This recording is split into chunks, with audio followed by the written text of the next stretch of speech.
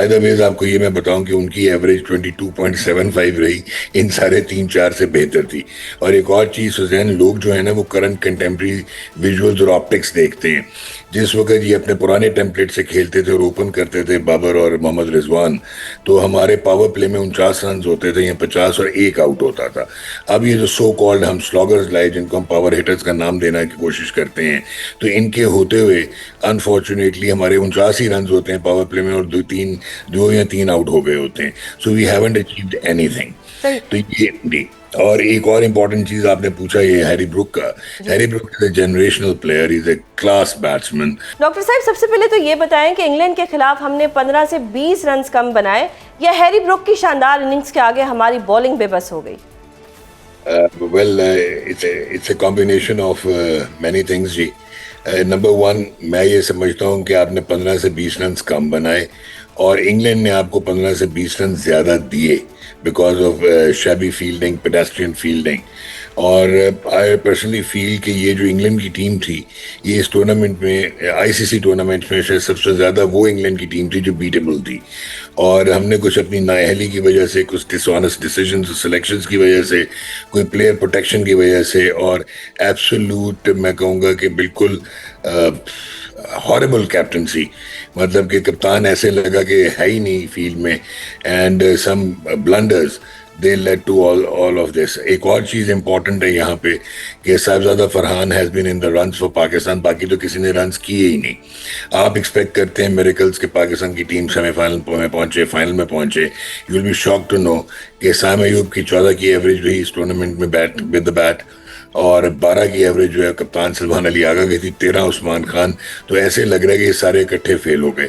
तो इकट्ठे फेल होते नहीं, इसका मतलब है देयर समथिंग सीरियसली रॉन्ग। या हमारा टेम्पलेट गलत है, या हमारी ट्रेनिंग गलत है, और तो या डॉक्टर हम साहब, बाबर आजम के बारे में क्या ख्याल है? उनकी बताने एवरेज भी लगे बहुत कम रही। बताने लगा कि इररेलेवेंट, आप मुझे लगा कि आप लोग पाकिस्तान की ये टीम मॉडर्न क्रिकेट से इररेलेवेंस का शिकार है। ऊपर से हम दोस्ती यारी एकोमोडेशन वो करके तो हम बहुत अजीबोगरीब हरकत करते हैं। बाबर आजम के बारे में बड़ा मैं क्लियर कर दूं, मैं तो पिछले कुछ 3-4 महीने से कह रहा था कि जो इनका अनफॉर्चुनेटली जो उनके साथ उन्होंने कोशिश की कि अपनी गेम को चेंज किया जाए फॉर T20s और पावर हिटिंग और फ्लैट बैट और वट एवर, तो ही लॉस्ट एवरीथिंग। और उनको तो 15 रुकनी टीम का हिस्सा भी नहीं होना चाहिए था। बाय द वेज आपको ये मैं बताऊं कि उनकी एवरेज 22.75 रही, इन सारे 3-4 से बेहतर थी। और एक और चीज सुजैन, लोग जो है ना वो करंट कंटेम्प्रेरी विजुअल्स और ऑप्टिक्स देखते हैं। जिस वक्त ये अपने पुराने टेम्पलेट से खेलते थे और ओपन करते थे बाबर और मोहम्मद रिजवान, तो हमारे पावर प्ले में 49 रन होते थे या 50 और एक आउट होता था। अब ये जो सो कॉल्ड हम स्लॉगर्स लाए, जिनको हम पावर हिटर्स का नाम देने की कोशिश करते हैं, तो इनके होते हुए अनफॉर्चुनेटली हमारे 49 रन होते हैं पावर प्ले में, और दो या तीन आउट हो गए होते हैं। So we haven't achieved anything. सही। तो ये जी। और एक और इम्पॉर्टेंट चीज आपने पूछा, ये हैरी ब्रुक का। जी Harry Brook is a generational player, is a class batsman. और उसके तो अभी 24-25 टेस्ट में 1100 हो चुके हुए हैं, और वो क्रॉस ऑल फॉर्मेट्स हंड्रेड्स कर चुका है। कैप्टन कर रहा है यंग एज में इंग्लैंड को। आप यहीं पे साहिबजादा फरहान को देखें, जिसने सबसे ज्यादा सर, रन्स किए। कल भी उन्होंने अपनी पोजीशन चेंज की और वो वन डाउन पोजीशन पर आए। जी जी, मैं वही आपको कहने लगा था कि अब आप दोनों का कंपैरिजन करें।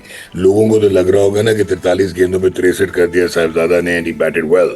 बट आई पर्सनली फील कि अब आप हैरी ब्रुक की इनिंग्स को देखें कि उनके सामने भी विकेटें गिर रही थी, उनके सामने भी कोई नहीं खड़ा था अंटिल बिल जैक केम इन। तो उन्होंने क्या किया, गेम को खुद कंट्रोल कर लिया। 20 उन्होंने दुक्के लिए भाग के, यानी कि 2 runs ईच 20 टाइम्स, और उन्होंने इनिंग्स को फ्लो में चलाते चले गए अपनी रिस्पॉन्सिबिलिटी लेके। That is the class what is required leading from the front. Whereas Sahibzada जो हैं वो स्टक हो गए थे, और बाबर को जब देख रहे हैं कि वो उनसे स्पिनर नहीं खेला जा रहा, जब तक जोफ्रा आर्चर खेल रहा था बहुत अच्छा, तो बजाय कि ये गेम को चलाते और रोटेट करते, तो बाबर से उन्होंने कोई 20-22 गेंदें जो हैं वो, क्योंकि वो तो बहुत ही खराब खेल रहे थे बाबर, तो 20-22 गेंदें आपने वेस्ट करवा दी। तो सो आई और पर्सनली सर, फील ये सलमान अली आगा की कप्तानी अब कितना बड़ा मसला बन चुकी है, और क्या T20 वर्ल्ड कप के बाद हमें लगता है कि ये कप्तानी खत्म हो जाएगी? क्या आप ऐसा कुछ देख रहे हैं? देखिए सुजैन, कप्तानी खत्म हो या ना हो, सबसे पहले तो आपके ना स्ट्रक्चर रीस्ट्रक्चरिंग होने वाली है। वरना आप ये बार बार विशेष साइकिल यही होगा कि आज हम ये लड़के ले लें, वो लड़के ले लें। एक तो आपको politics, sense of insecurity, biases, nepotism, ये खत्म करना है। फिर आपने साइंटिफिक इंटीग्रेशन सिस्टम्स में करनी है, जो कि टीयर सिस्टम में आएगी। अंडर 17, अंडर 19, अंडर ये पाकिस्तान शाहीन्स, ये लड़के जो हैं एक हद से ज्यादा बेहतर नहीं हो सकते। फिर आपने मिडिल ऑर्डर नहीं रखी हुई, क्योंकि पर्सनल प्रोटेक्शन करते हैं सीनियर्स की। आपने इरफान नियाजी, अब्दुल समद, हसन नवाज, ये सारे लड़के ट्राई किए। इवन विकेट कीपर हारिस था, इनको आपने, सुफियान मुकीम गायब हो गया, तो इब्रार डॉक्टर को साहब, इतना इब्रार बैठा दिया। सब चेंज करना है तो टीम मैनेजमेंट भी चेंज करनी पड़ेगी, कोच भी चेंज एब्सोल्युटली, करना पड़ेगा। एब्सोल्युटली। माइक हैसन इज, मैं कहता हूँ, द वर्स्ट कल्प्रेट, जो कि इसको फ्रेंचाइज की तरह, इस्लामाबाद यूनाइटेड की तरह चलाने की कोशिश करता रहा है। सो कल आपके साथ क्या हुआ है? आपके कप्तान ने, जहाँ पे तीन आउट कर गए हुए थे, शाहीन हैड डन वेल। जब आपने वो उस्मान तारिक ने आउट किया है 8वें ओवर में, उसके बाद उसका नेक्स्ट ओवर आना चाहिए था, आपने उसको होल्ड कर लिया फॉर टू रीजंस। एक, आपने जल्दी से, क्योंकि विकेट गिरी हुई थी तो शादाब को प्रोटेक्ट करना था, ओवर करवाने थे। और दूसरा, आपके पास क्योंकि डेथ ओवर का बॉलर नहीं था, तो आपने थोड़ा सा लंबा करना था। उस लंबे के चक्कर में 2 ओवर में 37 हो गई, 3 ओवर में मैच एक साइड पे हो गया। By the time Usman Tariq came in, we had already lost it.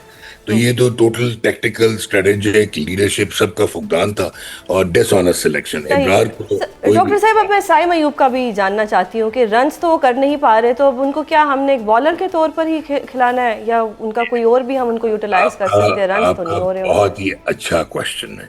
Saim Ayub एक बहुत टैलेंटेड और बहुत ही केपेबल किस्म का क्रिकेटर, बट एटीट्यूड का सख्त इशू है। ऑलमोस्ट 70 T20s हो गए हैं, 20 की एवरेज है। आईसीसी टूर्नामेंट्स, आईसीसी कह रहा हूँ, जो T20 इंटरनेशनल टूर्नामेंट्स में, स्पेशली टूर्नामेंट्स में, उन्होंने, उनकी एवरेज 9.25 है।